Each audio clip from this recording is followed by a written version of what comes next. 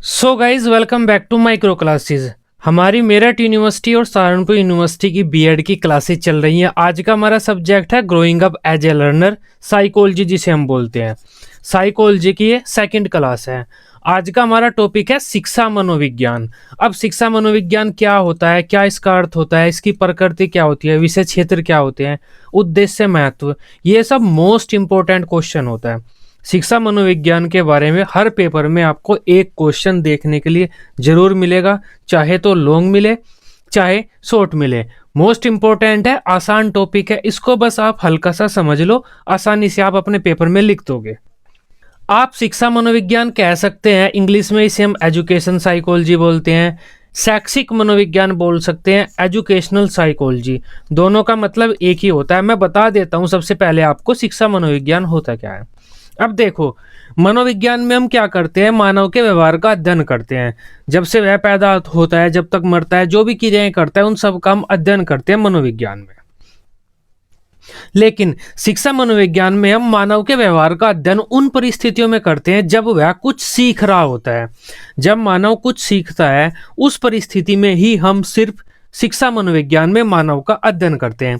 मनोविज्ञान में तो हम पूरे मानव का अध्ययन करते हैं, हर परिस्थिति में करते हैं। लेकिन शिक्षा मनोविज्ञान में सिर्फ शिक्षा की परिस्थितियों में ही हम मानव के व्यवहार का अध्ययन करते हैं, और जो मनोविज्ञान के नियम, कानून, सिद्धांत होते हैं, उन सब का प्रयोग हम शिक्षा की स्थिति में ही करते हैं। इस प्रकार आप कह सकते हैं शिक्षा मनोविज्ञान सीखने से संबंधित होता है। जब कोई मानव या बालक कुछ सीखता है तो उस प्रक्रिया में व्यवहार का अध्ययन करना, उसमें सुधार करना शिक्षा मनोविज्ञान का कार्य होता है। पढ़ लेते हैं थोड़ा सा इसके बारे में हम। शिक्षा मनोविज्ञान एक नया विज्ञान है जिसमें दो शब्द शिक्षा तथा मनोविज्ञान निहित है। शिक्षा के बारे में भी हम पहले ही पढ़ चुके हैं, मनोविज्ञान के बारे में भी हम पहले ही पढ़ चुके हैं। अतः शिक्षा मनोविज्ञान का अर्थ होता है शिक्षा संबंधी मनोविज्ञान, ऐसा मनोविज्ञान जिसका संबंध शिक्षा से हो। वही बात है, मैं कह चुका हूं, कोई भी बालक या व्यक्ति कभी भी कुछ भी सीखता है, उस परिस्थिति में जो विश्लेषण वगैरह करता है, वो शिक्षा मनोविज्ञान ही करता है। अब बालक या मनुष्य कक्षा में भी सीख सकते हैं और बाहर समाज में भी सीख सकते हैं। बस वह स्थिति जिसमें बालक कुछ सीख रहा होता है, उस स्थिति में जो बालक के या मानव के व्यवहार का अध्ययन होगा, वो शिक्षा मनोविज्ञान करेगा या मनोविज्ञान के सिद्धांतों का प्रयोग उस स्थिति में करेगा। ये शिक्षा मनोविज्ञान का काम होता है। शिक्षा का उद्देश्य व्यक्ति के व्यवहार में वांछित परिवर्तन करना होता है तथा मनोविज्ञान का उद्देश्य व्यक्ति के व्यवहार का अध्ययन करना होता है। शिक्षा मनोविज्ञान इन दोनों अर्थों को समाहित किए हुए होता है। शिक्षा मनोविज्ञान में शैक्षणिक परिस्थितियों में व्यक्ति के व्यवहार में वांछित परिवर्तन लाने के लिए उसके व्यवहार का अध्ययन किया जाता है। मैं आपको बता चुका हूँ शिक्षा मनोविज्ञान में क्या होता है। व्यक्ति के व्यवहार का अध्ययन किया जाता है शैक्षणिक परिस्थितियों में, ऐसी परिस्थितियों में जब व्यक्ति या बालक कुछ सीख रहा होता है। शिक्षा मनोविज्ञान सिर्फ उस परिस्थिति से संबंधित होता है जिसमें व्यक्ति कुछ सीखते हैं। पूरे व्यक्ति की सभी परिस्थितियों से संबंधित नहीं होता है, सिर्फ सीखने वाली से होता है। वास्तव में शिक्षा मनोविज्ञान मनोविज्ञान की वह शाखा है जिसमें मनोविज्ञान के सिद्धांतों का प्रयोग शिक्षा के क्षेत्र में किया जाता है तथा शिक्षण की परिस्थितियों में बालक के व्यवहार का अध्ययन किया जाता है। इससे शिक्षण प्रक्रिया में आवश्यक सुधार लाए जाते हैं। शिक्षण की विधियों, समय, पाठ्यक्रम आदि में आवश्यक सुधार किए जाते हैं तथा शैक्षिक समस्याओं का समाधान ढूंढा जाता है। यह हमारा शिक्षा मनोविज्ञान का अर्थ हो जाता है। शिक्षा मनोविज्ञान क्या विज्ञान है? ये क्या है? मनोविज्ञान की एक शाखा है। इसमें हम मनोविज्ञान के सिद्धांतों का प्रयोग शिक्षा के क्षेत्र में करते हैं। शिक्षा के क्षेत्र में ही बालक के व्यवहार का अध्ययन करते हैं। हम शिक्षण प्रक्रियाओं में सुधार लाते हैं, शिक्षण पाठ्यक्रम वगैरह में सुधार लाते हैं, शैक्षिक समस्याओं का समाधान ढूंढते हैं। मतलब क्या हुआ? शिक्षा मनोविज्ञान एक ऐसा विज्ञान है या एक ऐसा मनोविज्ञान है जिसका संबंध शिक्षा से होता है। वो सिर्फ शिक्षा के क्षेत्र में सुधार लाना चाहता है और शिक्षा के क्षेत्र में ही बालकों का अध्ययन करता है। बस इतना ही होता है शिक्षा मनोविज्ञान। अब शिक्षा मनोविज्ञान की दो परिभाषा देख लेते हैं हम। दोनों आसान है और अच्छी परिभाषा है दोनों। क्रो एंड क्रो के अनुसार शिक्षा मनोविज्ञान व्यक्ति के जन्म से लेकर वृद्धावस्था तक सीखने के सभी अनुभवों का वर्णन करता है। ये अच्छी परिभाषा है। इन्होंने क्या कहा है, शिक्षा मनोविज्ञान क्या करता है, व्यक्ति के जन्म से लेकर मरण तक के, मतलब वृद्धावस्था तक के सीखने के सभी अनुभवों का वर्णन करता है। जब भी वह सीखता है, कैसे सीखता है, क्या उसके अनुभव होते हैं, वही वर्णन करता है शिक्षा मनोविज्ञान। और वही बात है, शिक्षा मनोविज्ञान सीखने से संबंधित होता है। कोलसनिक ने क्या कहा है, मनोविज्ञान के सिद्धांतों व परिणामों का शिक्षा में प्रयोग ही शिक्षा मनोविज्ञान कहलाता है। वही बात है, जब हम मनोविज्ञान के सिद्धांतों का प्रयोग शिक्षा में करेंगे, शिक्षा के क्षेत्र में करेंगे, उसे हम शिक्षा मनोविज्ञान कहेंगे। इन दोनों परिभाषाओं से ये स्पष्ट हो जाता है, शिक्षा मनोविज्ञान का संबंध बस शिक्षा के क्षेत्र से ही होता है। शिक्षा मनोविज्ञान शिक्षा के क्षेत्र में मनोविज्ञान के सिद्धांतों का प्रयोग करता है, बालक के व्यवहार का अध्ययन करता है और उसमें परिवर्तन के लिए सुझाव वगैरह देता है, परिवर्तन की कोशिश करता है। तो ये होता है हमारा शिक्षा मनोविज्ञान। अब शिक्षा मनोविज्ञान की प्रकृति की बात कर लेते हैं, विशेषताओं की बात कर लेते हैं। मोस्ट इंपोर्टेंट होता है ये, शॉर्ट क्वेश्चन में पूछा जाता है शिक्षा मनोविज्ञान की क्या प्रकृति होती है। आसान क्वेश्चन है, शिक्षा मनोविज्ञान की प्रकृति आप सभी को पता होता है, इतना टफ नहीं है ये, हल्का सा पढ़ लेना आप, आपके वहां पर याद आ जाते हैं पेपर में। सबसे पहली बात, यह मनोविज्ञान की ही एक शाखा है। अब ये बात तो आपको रटने की जरूरत नहीं है, शिक्षा मनोविज्ञान इसका नाम है, इसका मतलब क्या हुआ, ये मनोविज्ञान की तो एक शाखा हुई। सेकंड है, इसकी प्रकृति वैज्ञानिक है। इसमें क्या आया हुआ है, यहाँ पर विज्ञान आया हुआ है, शिक्षा मनोविज्ञान, जब विज्ञान शब्द आया हुआ है तो इसकी प्रकृति वैज्ञानिक हुई। यह एक व्यवहारिक विषय है। शिक्षा मनोविज्ञान में हम बालक के व्यवहार का अध्ययन करते हैं शिक्षा के क्षेत्र में, तो ये व्यवहारिक विषय हुआ ना। तो ये देखो आसान आसान से पॉइंट है, ये आप सबको पता है, बस ये बात है पेपर में आपके कितने याद आ जाए, बाकी रटना नहीं है, ये आसान पॉइंट है। इसमें मनोविज्ञान के नियमों व सिद्धांतों का प्रयोग किया जाता है, ये हमने परिभाषा यहाँ से उठा ली। इसके द्वारा शैक्षणिक परिस्थितियों में मानव के व्यवहार को समझा जाता है तथा उसको नियंत्रित किया जाता है। वही बात है, आसान पॉइंट है, इसकी प्रकृति व विशेषताएं है, समझाने की तो जरूरत ही नहीं है, बहुत आसान है ये। इसके सिद्धांतों को प्रयोग के द्वारा सिद्ध किया जा सकता है, ये भी बात सही है, क्योंकि ये क्या है, एक विज्ञान है। शिक्षा मनोविज्ञान हुआ ना, तो ये क्या हुआ, एक विज्ञान हुआ, और विज्ञान के कोई भी सिद्धांत होते हैं उन्हें हम प्रयोग के द्वारा सिद्ध कर सकते हैं। यह एक प्रगतिशील विषय है, मतलब आगे बढ़ रहा है, स्थिर नहीं है, इसमें नए नए सिद्धांत आते रहते हैं, आगे बढ़ रहा है ये हमारा जो विज्ञान है, शिक्षा मनोविज्ञान। नेक्स्ट पॉइंट है, यह अभी अपनी शैशवावस्था में है, इसमें अभी बहुत प्रगति होनी बाकी है। सही बात है, शिक्षा मनोविज्ञान एक नया विज्ञान है, अभी हमारे सामने आया है, शैशवावस्था में है। ऐसा नहीं है कि बहुत प्राचीन टाइम से चलता आ रहा है, जैसे गणित चलता आ रहा है, हमारा गणित हमारा प्राचीन टाइम से चलता आ रहा है, जो धार्मिक विषय में प्राचीन टाइम से चलते आ रहे हैं, लेकिन शिक्षा मनोविज्ञान एक नया विज्ञान है, इस शैशवावस्था में है, अभी तो बहुत प्रगति होगी इसमें आगे। यह एक सकारात्मक विषय है, मतलब इसका जो उद्देश्य है हमारा भला करना है, ये एक सकारात्मक विषय है, हमारा भला करना चाहता है कि बच्चों को अच्छा विकास हो, बच्चों का शिक्षा उन्हें अच्छी मिले, इस तरह से यह मनोविज्ञान हमारा भला करना चाहता है। यह एक सार्वभौमिक विषय है, अर्थात इसके सिद्धांतों का प्रयोग सभी जगह किया जा सकता है। सही बात है, ये भी विज्ञान है ये। अब विज्ञान के जो सिद्धांत होते हैं वे हर जगह प्रयोग होते हैं, जैसे ग्रेविटेशन है वो हर जगह प्रयोग होगा, ग्रेविटेशन वाला नियम हल्का फुल्का अलग हो सकता है, लेकिन विज्ञान के जो नियम होते हैं वे हर जगह प्रयोग होते हैं। इसके निष्कर्ष तथा सिद्धांत वस्तुनिष्ठ होते हैं। वस्तुनिष्ठ का मतलब निश्चित होते हैं, बदलते नहीं है, विज्ञान के सिद्धांत निश्चित ही होते हैं।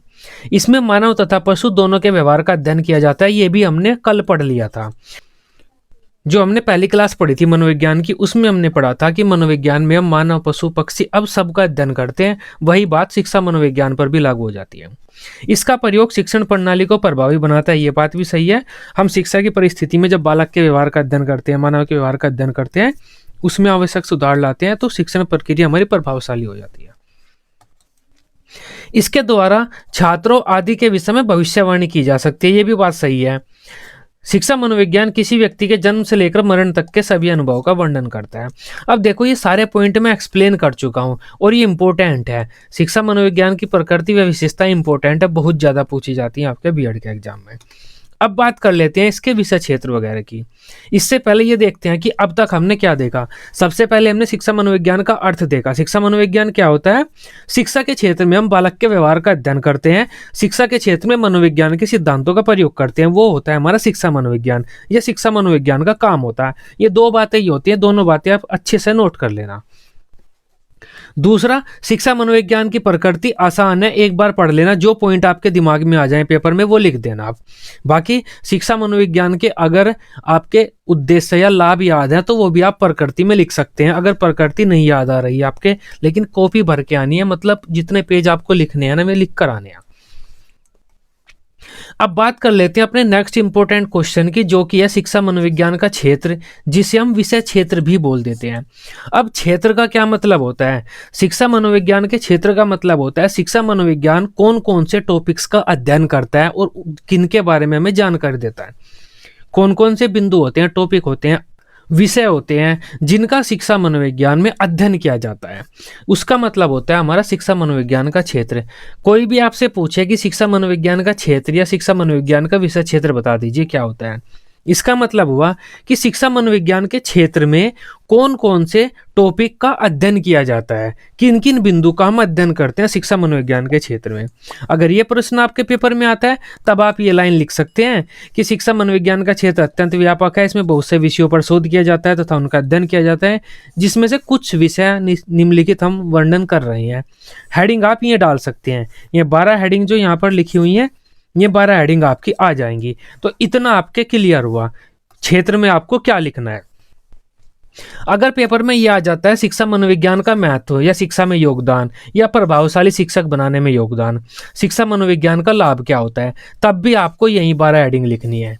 क्योंकि जो शिक्षा मनोविज्ञान का क्षेत्र है, जिस चीज के बारे में शिक्षा मनोविज्ञान अध्ययन करता है, उसी चीज में तो शिक्षा मनोविज्ञान सुधार करेगा और वही शिक्षा मनोविज्ञान का लाभ हुआ। शिक्षा मनोविज्ञान अगर बालक के विकास के बारे में अध्ययन करता है तो वह बालक के विकास के बारे में हमें जानकारी देता है, जिससे हम बालक के विकास के बारे में काफ़ी कुछ पता लगा सकते हैं। तो वही तो शिक्षा मनोविज्ञान का क्षेत्र होता है और वही उसका लाभ भी होता है। दोनों पॉइंट एक ही होते हैं। बस क्षेत्र के बारे में आए तो आप ये लाइन लिख देना, अगर महत्व के बारे में आ जाता है तो आप अपने आप बनाकर लिख सकते हैं कि शिक्षा मनोविज्ञान का बहुत अधिक महत्व होता है, ये हमारे जीवन में काफ़ी, शिक्षक के जीवन में काफ़ी प्रभावशाली भूमिका निभाता है, हम कुछ इसके महत्व निम्नलिखित वर्णित कर रहे हैं। तो इस तरह से आप लिखकर ये 12 हेडिंग लिख दीजिएगा। ये 12 हेडिंग मैं अब एक्सप्लेन करता हूँ। सबसे पहली हेडिंग है हमारी बालक का विकास। अब शिक्षा मनोविज्ञान क्या करता है? बालक के विकास का अध्ययन करता है। ये शिक्षा मनोविज्ञान के क्षेत्र का एक टॉपिक है। शिक्षा मनोविज्ञान बालक के विकास का अध्ययन करता है कि बालक का विकास कैसे कैसे होता है। जब बच्चा छोटा होता है तो वो क्या क्या काम करता है, बड़ा होता है फिर क्या करता है, उससे बड़ा उससे बड़ा। तो जो बालक का विकास होता है ना, शैशवावस्था, बाल्यावस्था, किशोरावस्था, प्रौढ़ावस्था, किस किस तरह से होता है, शिक्षा मनोविज्ञान उसका अध्ययन करता है। तो ये तो एक इसका क्षेत्र हो गया। अब इसका लाभ ये है कि हम इससे बालक के विकास के बारे में काफ़ी जानकारी प्राप्त कर सकते हैं, जिससे हम अपनी शिक्षण व्यवस्था को अच्छा बना सकते हैं। तो यही तो इसका क्षेत्र होता है, यही इसका महत्व होता है। अगर पेपर में आए क्षेत्र बता दीजिए, तब आप ये लिख देना कि ये शिक्षा मनोविज्ञान का एक क्षेत्र है या उसके क्षेत्र का एक विषय है। अगर पूछा जाता है कि पेपर में आप ये बता दीजिए, अगर पेपर वाले ये पूछते हैं कि आप इसका लाभ बता दीजिए, तब आप पेपर में ये लिख देना कि शिक्षा मनोविज्ञान का एक लाभ है, वह बालक के विकास की जानकारी देता है हमें। तो लाभ आता है तो लाभ लिख देना, क्षेत्र आता है तो क्षेत्र लिख देना, इतना तो आप कर ही सकते हैं। शिक्षा मनोविज्ञान में बालक के विकास का अध्ययन किया जाता है। साथ ही यह बालक के विकास को प्रभावित करने वाले कारकों की भी जानकारी शिक्षक को प्रदान करता है। इससे शिक्षक को बालक के विकास के विभिन्न अवस्थाओं तथा विकास के विभिन्न पक्षों का ज्ञान होता है। इससे यह भी जानने में मदद मिलती है कि विभिन्न अवस्थाओं में बालक का शारीरिक, मानसिक, सामाजिक आदि विकास किस प्रकार से होता है। इसका प्रयोग कर शिक्षक अपने शिक्षण को व्यवस्थित कर सकता है। मतलब क्या हुआ, ये शिक्षा मनोविज्ञान का एक क्षेत्र भी हुआ और इससे हमें लाभ भी मिलता है कुछ ना कुछ। तो हेडिंग सेम रहती है क्षेत्र में भी और शिक्षा मनोविज्ञान का लाभ, उद्देश्य, महत्व जो भी होता है। नेक्स्ट हेडिंग की बात कर लेते हैं हम, अधिगम प्रक्रिया। अधिगम का मतलब होता है सीखना। अगर आपसे कोई पूछे ना, पूछ लेता है इंटरव्यूअर, अधिगम को हम क्या बोलते हैं? सीखना बोलते हैं। सीखने की प्रक्रिया को ही अधिगम कहा जाता है, ये इसकी परिभाषा होती है। लर्निंग बोलते हैं इसे इंग्लिश में, लर्निंग प्रोसेस। आपका जो एग्जामिनर आता है, इंटरव्यूअर, वो पूछ लेता है ये चीजें आपसे। अब शिक्षा मनोविज्ञान अधिगम प्रक्रिया की भी जानकारी हमें देता है। इस क्षेत्र में भी वह विश्लेषण अध्ययन करता है अपना।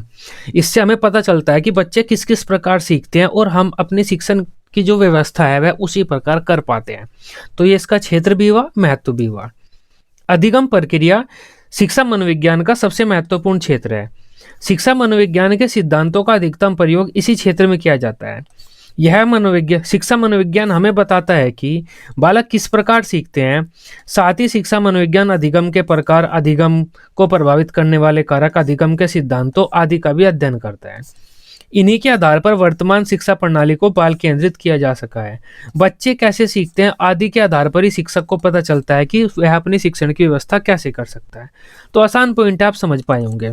बाकी एक लाइन आई है इसमें, बाल केंद्रित शिक्षा, शिक्षा प्रणाली को बाल केंद्रित किया जा चुका है। अगर आपसे कोई पूछता है ना मनोविज्ञान ने या शिक्षा मनोविज्ञान ने क्या चीज महत्वपूर्ण दी है, तो वो दिया है बाल केंद्रित शिक्षा, बाल केंद्रित शिक्षा। अब ये बाल केंद्रित शिक्षा क्या है, ये बहुत महत्वपूर्ण पॉइंट है। पहले क्या होता था, एक टीचर होता था, यहाँ पर टीचर खड़ा हुआ है क्लासरूम में, उसके आगे बच्चे बैठे हुए हैं ऐसे, ये टीचर ज्ञान फेंक रहा है और ये सारे बच्चे उस ज्ञान को लपेट रहे हैं। सीधी सी बात है, टीचर खड़ा होकर ज्ञान बच्चों को दे रहा है और बच्चे ज्ञान ले रहे हैं। ये शिक्षक केंद्रित शिक्षा हुई, क्योंकि ये सारी शिक्षा को ये टीचर कंट्रोल कर रहा है और टीचर की मर्जी है ये क्या पढ़ाएगा और ये बच्चे क्या पढ़ेंगे। तो ये शिक्षा अच्छी नहीं मानी जाती थी। इस वजह से बाल केंद्रित शिक्षा प्रणाली को लाया गया वर्तमान मनोविज्ञान के अनुसार। अब इसमें क्या होता है, शिक्षक तो यहाँ पर खड़ा हुआ है, ये शिक्षक है, कुछ बच्चे यहाँ पर कुछ काम कर रहे हैं, कुछ बच्चे यहाँ पर कुछ काम कर रहे हैं, कुछ बच्चे यहाँ पर कुछ काम कर रहे हैं, कुछ बच्चे यहाँ पर कुछ काम कर रहे हैं। ये शिक्षक क्या कर रहा है, बच्चों को काम दे रहा है, बच्चे काम कर रहे हैं, बच्चे काम करके खुद एक्टिव रहकर सीख रहे हैं, शिक्षक सबकी हेल्प कर रहा है। अब देखो इसमें क्या है, शिक्षक तो हेल्प कर रहा है लेकिन बच्चे खुद सीख रहे हैं। तो ये चाइल्ड सेंटर्ड एजुकेशन हुई, बाल केंद्रित शिक्षा हुई। बालक को केंद्र में रखकर इस शिक्षा की व्यवस्था की जा रही है। यहाँ पर शिक्षक पूरी शिक्षा को कंट्रोल नहीं कर रहा, बच्चे खुद कंट्रोल कर रहे हैं, उनकी मर्जी में क्या कैसे सीख रहे हैं, क्योंकि वे खुद करके सीख रहे हैं, शिक्षक बस उनकी हेल्प कर रहा है। यहाँ पर शिक्षक पूरी शिक्षा को कंट्रोल कर रहा था, तब ये शिक्षा गलत हो जाती है। इसे हम शिक्षक केंद्रित शिक्षा बोलते हैं, ये गलत होती है। इसे हम बाल केंद्रित शिक्षा बोलते हैं, ये अच्छी होती है। आधुनिक मनोविज्ञान ने बाल केंद्रित शिक्षा प्रणाली को हमें दिया है। आजकल हमारी जो सारी शिक्षा व्यवस्था है वह बाल केंद्रित ही है। तो ये काफी इंपॉर्टेंट क्वेश्चन है, शॉर्ट क्वेश्चन में पेपर में भी आ जाता है, बाल केंद्रित शिक्षा क्या होता है। अब आप लिख देना खुद। नेक्स्ट हेडिंग की बात कर लेते हैं, शिक्षा के उद्देश्य हैं। अब देखो, शिक्षा मनोविज्ञान शिक्षा के उद्देश्यों को निर्धारित तो नहीं करता कि हमारे शिक्षा के उद्देश्य कैसे रहेंगे। हमारी जो शिक्षा के उद्देश्यों का निर्धारित करता है वो क्या करता है, एक तो हमारा फिलोसफी करता है, दर्शन शास्त्र, क्योंकि फिलोसफी में हर व्यक्ति की अपनी सोच होती है और अपनी सोच के अकॉर्डिंग ही वह अपनी शिक्षा की व्यवस्था करता है। हमने पढ़ लिया था ये बात। तो फिलोसफी हमारा हो गया, समाजशास्त्र हो गया, हमारा राजनीति शास्त्र हो गया, अर्थशास्त्र हो गया, ये शिक्षा के उद्देश्य निर्धारित कर देते हैं। शिक्षा मनोविज्ञान क्या करता है, इन उद्देश्यों का अध्ययन करता है और बताता है कि किस प्रकार इन्हें प्राप्त किया जाना है, किस बच्चे को कौन से उद्देश्य निर्धारित करने चाहिए, किस स्तर के बच्चे के लिए कौन से उद्देश्य हमें निर्धारित करने चाहिए। तो ये चीजें शिक्षा मनोविज्ञान हमें बताता है। मुख्य तौर पर शिक्षा मनोविज्ञान उद्देश्यों को निर्धारित नहीं करता, लेकिन उद्देश्यों की प्राप्ति में सहायता करता है, उनका स्तरीकरण करने में किस स्तर के बच्चे के लिए कौन से उद्देश्य होने चाहिए, ये काम करने में हेल्प करता है शिक्षा मनोविज्ञान हमारी। मनोविज्ञान का शिक्षा के उद्देश्य निर्धारित करने में तो कोई विशेष योगदान नहीं होता, परंतु यह दार्शनिकों, समाजशास्त्रियों, राजनीति शास्त्रियों, अर्थशास्त्रियों के द्वारा निर्धारित किए गए उद्देश्यों को स्पष्ट करता है कि कब किस स्तर पर कौन से उद्देश्य किस सीमा तक प्राप्त किए जा सकते हैं, तथा यह उनकी प्राप्ति के मार्ग प्रशस्त करता है। इस प्रकार एक शिक्षक के लिए विभिन्न स्तरों पर शैक्षिक उद्देश्यों के निर्धारण में शिक्षा मनोविज्ञान बहुत भूमिका निभाता है। समझ पाए आप? शिक्षा मनोविज्ञान क्या करता है, विशेष रूप से उद्देश्यों का निर्धारण तो नहीं करता, लेकिन उनका स्तरीकरण वगैरह कर देता है कि कब कौन से उद्देश्य किस प्रकार प्राप्त किए जा सकते हैं। उद्देश्यों की प्राप्ति में सहायता करता है ये। अब पाठ्यक्रम के निर्धारण में भी ये सहायता करता है कि किस बच्चे के लिए किस प्रकार का पाठ्यक्रम बनाना चाहिए हमें। मनोविज्ञान पाठ्यक्रम के निर्धारण या निर्माण में भी सहायक सिद्ध होता है। मनोविज्ञान हमें बताता है कि किस आयु के बालक किस प्रकार ज्ञान ग्रहण करते हैं तथा उन्हें किस प्रकार के विषय पढ़ाए जाने चाहिए। इसी के साथ ही मनोविज्ञान यह भी बताता है कि पाठ्यक्रम बालक की रुचि स्तर, आयु आदि के अनुसार होना चाहिए। मनोविज्ञान पाठ्यचर्या को व्यवहारिक रखने पर भी बल देता है। इस प्रकार एक शिक्षक के लिए पाठ्यक्रम निर्धारण में भी मनोविज्ञान बहुत भूमिका निभाता है। मनोविज्ञान या फिर शिक्षा मनोविज्ञान। अब पाठ्यक्रम का निर्धारण कैसे होगा, बच्चों के अलग अलग स्तर पर, बच्चों के विकास के अलग अलग स्तर होते हैं, अलग अलग प्रकार के बच्चे होते हैं, तो उनके अनुसार मनोविज्ञान उन बच्चों का अध्ययन करता है और फिर बताता है कि इस बच्चे के लिए किस प्रकार का पाठ्यक्रम होना चाहिए। इस वजह से मनोविज्ञान का एक हेल्प ये भी होती है, मनोविज्ञान का एक उद्देश्य या उसका लाभ ये भी होता है कि पाठ्यक्रम का निर्धारण हम कर सकते हैं उसके आधार पर बच्चों को देखकर, क्योंकि वह बच्चों के बारे में ज्ञान हमें प्रदान करता है। शिक्षण विधियां, मनोविज्ञान शिक्षण विधियों के बारे में काफी कुछ बताता है कि किस प्रकार हमें बच्चों को पढ़ाई करानी चाहिए, किस प्रकार अपने बच्चों को ज्ञान प्रदान करना चाहिए हमें। मनोविज्ञान इसके बारे में भी काफी कुछ बताता है। पहले क्या होता था, मौखिक विधि हुआ करती थी, हर कोई टीचर मौखिक विधि के द्वारा पढ़ा रहा है, बच्चे बैठकर सुन रहे हैं। तो मनोविज्ञान ने बताया कि ये गलत चीज है। एक्टिव, बच्चों को करके सीखने पर बल दो। क्रिया विधि, जो हमारी क्रिया विधि होती है इस पर बल दो। मनोविज्ञान ने ये बताया, करके सीखने पर बल दो बच्चों को। इस प्रकार शिक्षण विधियों के क्षेत्र में भी मनोविज्ञान का काफी योगदान है। शिक्षा मनोविज्ञान इस क्षेत्र में बहुत महत्वपूर्ण भूमिका निभाता है। यह बताता है कि बालक के व्यवहार में किन विधियों का प्रयोग करके किस प्रकार के परिवर्तन लाए जा सकते हैं तथा उन्हें कौन सी विधियों के द्वारा ज्ञान प्रदान करना चाहिए हमें। शिक्षा मनोविज्ञान बालक के स्तर, रुचि आदि के अनुरूप शिक्षण विधियों का चुनाव करने पर बल देता है तथा बालक को करके सीखने के अवसर प्रदान करता है। करके सीखने के अवसर, वही क्रिया विधि वाली बात है, बच्चे खुद करके सीखें, ऐसा नहीं है चुपचाप बैठकर सीख रहे हैं, टीचर ज्ञान दे रहा है। इसी के अनुसार आधुनिक समय में व्यवहारिक तथा क्रियाविधि केंद्रित शिक्षण विधियों का प्रयोग किया जा रहा है। यहाँ पर आधुनिक लिख देना आप। नेक्स्ट है हमारा विद्यालय का वातावरण। अब विद्यालय के वातावरण के बारे में भी मनोविज्ञान काफी कुछ बताता है कि किस प्रकार की प्रकाश की व्यवस्था होनी चाहिए, हवा वगैरह, किस प्रकार का विद्यालय होना चाहिए, क्योंकि अलग अलग तरह के बच्चे हैं। अगर आपके इस विद्यालय में हैंडीकैप बच्चे हैं और आपने सीढ़ियां ज्यादा बना दी तो वो हैंडीकैप बच्चा क्लास में जा ही नहीं पाएगा। तो इस वजह से विद्यालय का वातावरण कैसा होना चाहिए उसके बारे में भी काफी कुछ बताता है हमें मनोविज्ञान। शिक्षा मनोविज्ञान इस क्षेत्र के विषय में भी अध्ययन करता है कि विद्यालय का वातावरण तथा स्वरूप कैसा होना चाहिए, साथ ही बालक को किस प्रकार के विद्यालयों में पढ़ाया जाना चाहिए, विद्यालयों में किस प्रकार के माहौल का निर्माण किया जाना चाहिए, बिल्डिंग को सहायक सामग्री के रूप में कैसे प्रयोग किया जाना चाहिए आदि के निर्धारण में शिक्षा मनोविज्ञान सिद्ध होता है। अब शिक्षा मनोविज्ञान बताता है कि किस प्रकार की बिल्डिंग वगैरह हमें बनानी चाहिए। वही बात आ गई, अगर हैंडीकैप बच्चे हैं तो लिफ्ट वगैरह आप लगाएंगे, उनकी कक्षाएं नीचे रखेंगे, तो ऐसी ऐसी बातें शिक्षा मनोविज्ञान हमें बताता है। साथ ही बिल्डिंग को सहायक सामग्री के रूप में कैसे प्रयोग करना है। सहायक सामग्री मतलब बिल्डिंग के द्वारा, जो स्कूल की बिल्डिंग है उससे भी बच्चे कुछ ना कुछ पढ़ें। आजकल आप देखते होंगे प्राइमरी स्कूल की बिल्डिंग में जाते हैं आप अंदर, जैसे ही कैंपस में प्राइमरी स्कूल के, तो वहां पर आपको बहुत कुछ लिखा हुआ मिलता है, पहाड़े मिलते हैं दीवार पर लिखे हुए, कोटेशंस मिलती हैं, काफ़ी सारी श्लोक मिलते हैं, बहुत कुछ लिखा हुआ मिलता है, चित्र बने हुए मिलते हैं काफ़ी सारे। तो वो क्या है, उन चित्रों से, पहाड़ों से, उन श्लोकों से देखकर बच्चे सीखते हैं। तो वो हम अपनी बिल्डिंग को सहायक सामग्री के रूप में यूज कर रहे हैं, जिससे बच्चे बिल्डिंग से भी कुछ ना कुछ सीखें। तब इसके बारे में भी मनोविज्ञान हमें काफ़ी कुछ बताता है कि किस प्रकार हम अपनी बिल्डिंग को भी एक सहायक सामग्री के रूप में यूज कर सकते हैं, जिससे बच्चे अपनी बिल्डिंग से भी बहुत कुछ सीखते रहते हैं। इसी कारण वर्तमान समय में बालकों की कक्ष में उपयुक्त हवा, प्रकाश आदि की व्यवस्था की जाती है। तो विद्यालय के बारे में काफी कुछ बताता है मनोविज्ञान हमें। अनुशासन, मनोविज्ञान अनुशासन के बारे में काफी कुछ बताता है। अनुशासन का भी एक अध्ययन करता है मनोविज्ञान। प्राचीन टाइम में बच्चों को डांट लगाई जाती थी, ज्यादा अनुशासन में रखा जाता था। मनोविज्ञान ने क्या कहा, ज्यादा अनुशासन में रखने पर बालकों का विकास अच्छा नहीं होता, इस वजह से उन्हें ज्यादा अनुशासित नहीं रखना चाहिए, पूरी छूट भी नहीं देनी चाहिए और अनुशासन में भी ज्यादा नहीं रखना चाहिए। वही प्रयोजन वाली बात आ जाती है, आदर्शवाद वाली बात नहीं, प्रयोजनवाद वाली, की ठीक ठाक अनुशासन प्रदान करो, अब ज्यादा भी नहीं कम भी नहीं। शिक्षा मनोविज्ञान बालकों की प्रकृति के संबंध में बहुत कुछ स्पष्ट करता है तथा बताता है कि अधिक नियंत्रण बालक की शिक्षा पर नकारात्मक प्रभाव डालता है। प्राचीन समय से ही बालक को पूर्ण रूप से अनुशासन में रखा जाता था, जिसको आधुनिक मनोविज्ञान नकारता है तथा अनुशासन के संबंध में भी शिक्षा को बहुत अधिक प्रभावित करता है मनोविज्ञान। इसी कारण वर्तमान समय में बालक को स्वतंत्र रूप से सीखने के अवसर प्रदान किए जाते हैं तथा उस पर अधिक नियंत्रण या अनुशासन नहीं रखा जाता। साथ ही प्रजातांत्रिक विधियों के प्रयोग करके भी बालक को सीखने के अवसर दिए जाते हैं। प्रजातांत्रिक विधियां जिसमें बालक खुद बोल सकता हो, जैसे भारत में प्रजातंत्र है तो जितने भी लोग हैं भारत में बोल सकते हैं, अपनी आवाज उठा सकते हैं, जो काम करना चाहते हैं कर सकते हैं।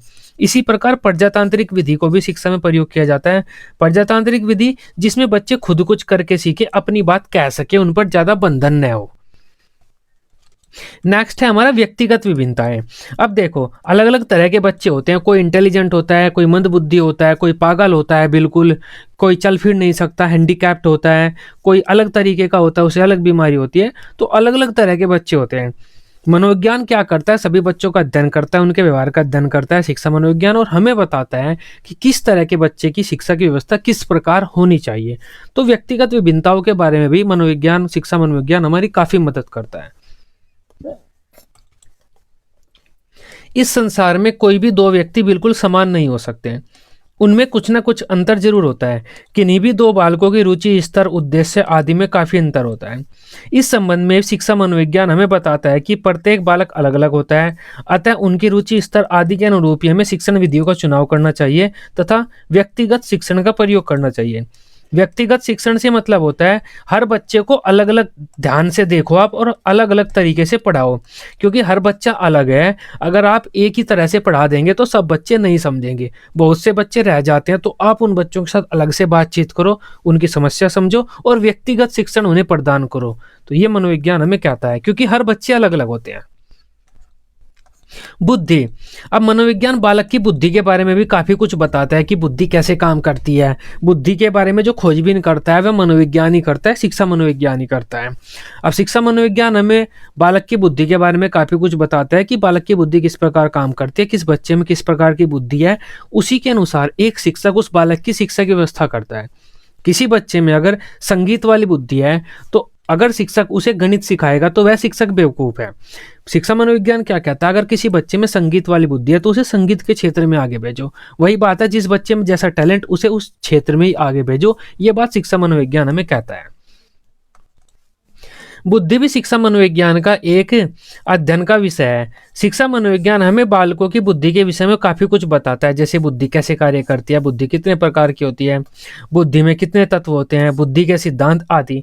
इस संबंध में एक शिक्षक को यह समझने में बहुत मदद मिलती है कि उसके किस बालक के पास कौन सी बुद्धि है, उसे किस प्रकार से शिक्षा प्रदान करनी है। इससे वह उस बालक की शिक्षा या उस बालक को उसी प्रकार का प्रशिक्षण देता है। जैसे संगीत की बुद्धि वाले बालक को संगीत का, खेल वाले को खेल का, गणित वाले को गणित का, आदि काफी प्रकार की बुद्धि होती है। हमारी एक यूनिट है बुद्धि तथा सृजनात्मकता, उस यूनिट में हम बुद्धि के बारे में काफी कुछ पढ़ लेंगे, आप यहाँ पर आराम से लिख देंगे। अभिप्रेरणा। अब मनोविज्ञान अभिप्रेरणा के बारे में भी काफी कुछ बताता है कि बच्चों को प्रेरित कैसे करना चाहिए, क्योंकि अगर हम बच्चों को प्रेरित ही नहीं करेंगे तो बच्चे पढ़ाई क्यों करेंगे। प्रेरणा तो प्रदान करनी पड़ेगी ना बच्चों को, कि अगर आप गणित सीख लेंगे तो आपके जीवन में काम आएगा। तो प्रेरणा कैसे देनी है बच्चों को, उसके बारे में भी मनोविज्ञान काफी कुछ हमें बताता है। अभिप्रेरणा का भी मनोविज्ञान अध्ययन करता है, यह भी उसका एक क्षेत्र होता है। किसी भी कार्य को करने के लिए सबसे आवश्यक तत्व अभिप्रेरणा ही होता है। अभिप्रेरणा किसी कार्य की शुरुआत करता है तथा उसे जारी रखता है। इस संबंध में अभिप्रेरणा के विषय में भी शिक्षा मनोविज्ञान हमें बहुत कुछ स्पष्ट करता है, जैसे अभिप्रेरणा प्रकार, प्रेरक क्या होते हैं, किस प्रकार की अभिप्रेरणा अधिक प्रभावी है, बच्चों को अभिप्रेरणा कैसे देनी चाहिए आदि। इससे एक शिक्षक अपने शिक्षण की प्रक्रिया की शुरुआत में या उससे पहले या शिक्षण प्रक्रिया के दौरान बालकों को आवश्यक उचित तरीके से अभिप्रेरणा प्रदान कर सकता है, जिससे उसका जो शिक्षण प्रक्रिया है वह अच्छी हो जाती है।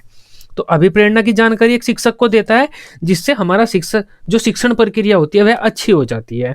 यह काम करता है शिक्षा मनोविज्ञान। नेक्स्ट है हमारा मूल्यांकन। मूल्यांकन मतलब बच्चों का रिजल्ट निकालना, बच्चों ने क्या सीखा है क्या नहीं सीखा है। अब जो हमारा शिक्षा मनोविज्ञान है मूल्यांकन के बारे में भी काफी कुछ बताता है कि मूल्यांकन हमें कैसे करना चाहिए। अब मान लीजिए किसी बच्चे के पास संगीत वाली बुद्धि है और हम उस बच्चे का टेस्ट ले रहे हैं गणित का, गणित में वो फेल हो जाता है, हम उस बच्चे को कह देते हैं ये तो मंद बुद्धि है, वो गलत बात हुई ना। तो शिक्षा मनोविज्ञान यही बताता है कि बुद्धि अलग होती है, टैलेंट अलग होता है, रुचि वगैरह अलग होती है हर बच्चे की, उनके अनुसार आप मूल्यांकन कीजिए। किसी एक फिक्स चीज को लेकर मूल्यांकन मत करो। छात्रों की विभिन्न योग्यताओं, उपलब्धियों का मापन तथा मूल्यांकन करना अत्यंत आवश्यक होता है। उपलब्धियों, योग्यताओं मतलब जो उनमें टैलेंट होता है और जितना उन्होंने ज्ञान सीखा है उसे हम योग्यताएं व उपलब्धियां बोलते हैं। इस संबंध में शिक्षा मनोविज्ञान बहुत कुछ स्पष्ट करता है, जैसे मूल्यांकन का क्या अर्थ होता है, मूल्यांकन के प्रकार, मूल्यांकन करने की विधियां, इससे एक शिक्षक को छात्रों के मूल्यांकन करने में बहुत अधिक सहायता मिलती है। वह सही तकनीकों का प्रयोग कर छात्रों के ज्ञान व उपलब्धियों का आकलन कर पाता है। वर्तमान समय में मूल्यांकन भी छात्रों की रुचि और स्तर आदि के अनुरूप ही किया जा रहा है। ये बात मैं आपको पहले ही बता चुका हूँ कि उनकी रुचि स्तर या किस प्रकार की बुद्धि है उसके अनुरूप ही मूल्यांकन बच्चों का किया जाता है।